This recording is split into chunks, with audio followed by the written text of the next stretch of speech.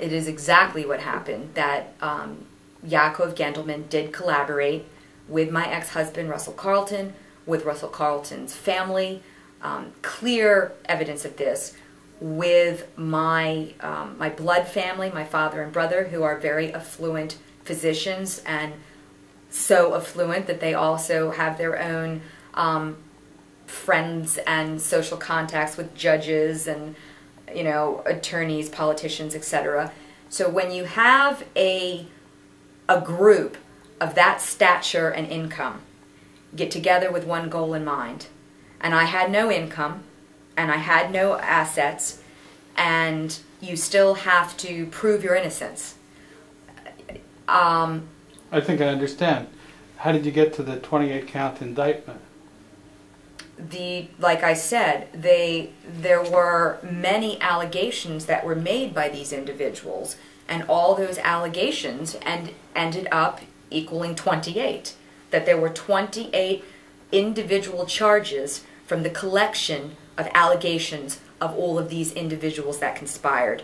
Also recognize that my ex-husband is family friends with the sheriff, they go to church together, is family friends with the judges, and that Yaakov himself, who was a commander of the Israeli Special Forces and owns a chemical company that has military contracts within the United States, it's very easy for him to pick up a phone and not only find attorneys that might be a little unscrupulous, but find different government connections that altogether it became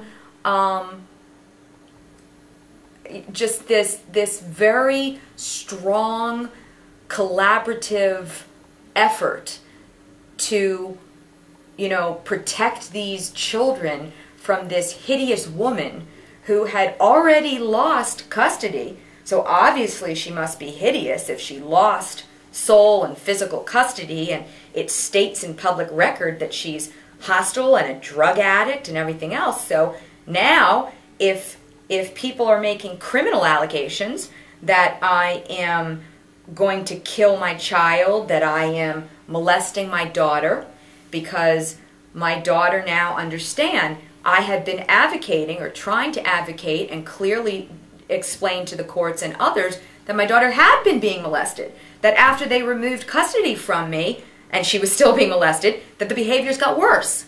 Now, what happened after the indictment? I was incarcerated in the Harford County Detention Center, which I understand also is in this extremely evangelical county. So you already have a bias within the prison staff who lives in that county, and I'm coming in with the most hideous charges of anyone that they have ever incarcerated in this county jail. So I was assaulted, I was tortured, and I know that is a strong word. Most of it was on camera. Just to throw some red flags out, at a latter stage when I had an attorney subpoena for particular camera shots, they suspiciously couldn't be found. Now this isn't just one camera shot. This is the exact many camera shots over a period of time of particular torture incidents that couldn't be found when other camera shots could be found. So many different things happened. The reason why I'm out, I'm going to jump, because I could spend the next 2 hours explaining to you what happened during those 13 months of my incarceration. It was brutal. I have permanent nerve damage from it. I have post-traumatic shock symptoms from it. My son was killed during the time that I was incarcerated. I'm sorry, you said killed? My son was killed. There is a cover-up because the same conspirators who collaborated to set me up on false charges in order to get this child, what happened was they went through such a circus and a rushed, unjust process that they put him with, in foster, actually it was even a family placement, with my sister-in-law, who just so happened to have a CPS record of neglecting her 3 children, okay, issued from her babysitters. She was on postpartum medication at the time, and they gave her my newborn infant, and she was on psychotropic medications and in serious counseling, and next thing you know, my son's body is found suffocated in her parents' beach house in Delaware. Okay? So this is one of the most contested, publicized criminal cases, okay, in the state of Maryland, not just in Harford County. A woman on 28 of the most hideous felonies. A Cinebaby, because it became a Cinematter, child in need of assistance. A Cinebaby's body is found in another state, and absolutely nothing is reported in the media. Nothing. The state police in Delaware first stated that it was an accidental death with no details, and the case was closed and my son's body was put in the morgue. Harford County, through the sheriff's office, then sent a bunch of lynchmen to assault me, and this is where the torture came through. One, because they felt, and this is, we have prison staff willing to testify and have testified on this, clear facts, that what they did is when they got a body, they thought that it would be my breaking point.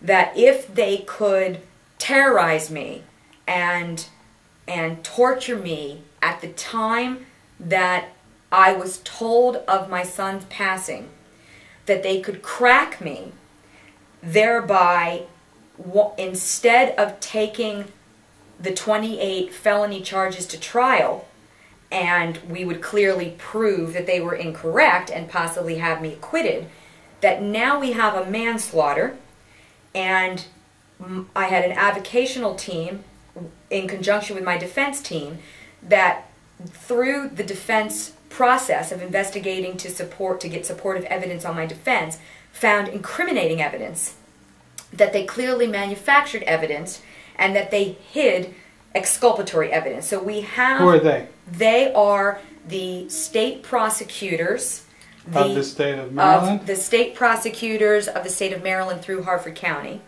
So we have the head state prosecutor, whose name is Joseph Casserly, the head of Maryland, and the head state prosecutor of Harford County, Bruce Smith, with the sheriff and particular executive investigators or senior investigators through the Harford County Sheriff's Department, and particular judges, which had been the very same judges who presided and showed bias on the civil matters.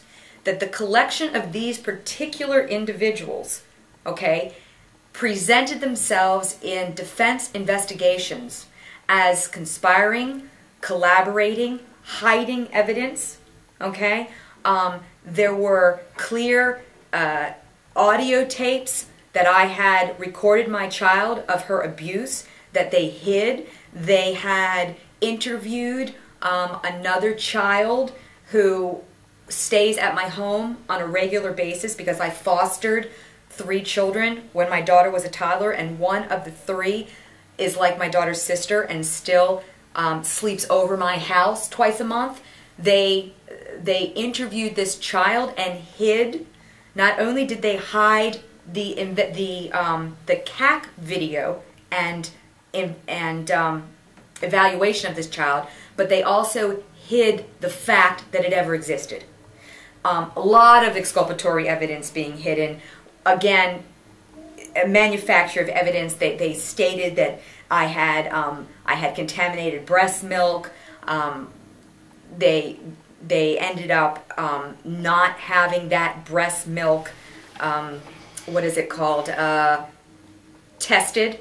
In other words, they stated that this was contaminated breast milk that they had tested, yet they would not say what it was tested for. There was no evidence of what laboratory was used. I can go on. 28 felonies. You have to understand there is a mountain of charging statements for 28 felonies. So within those charging statements, my defense and avocational team found clear evidence of the manufacturing and falsification and hiding of exculpatory during that process. What happened at the end of the 13 months?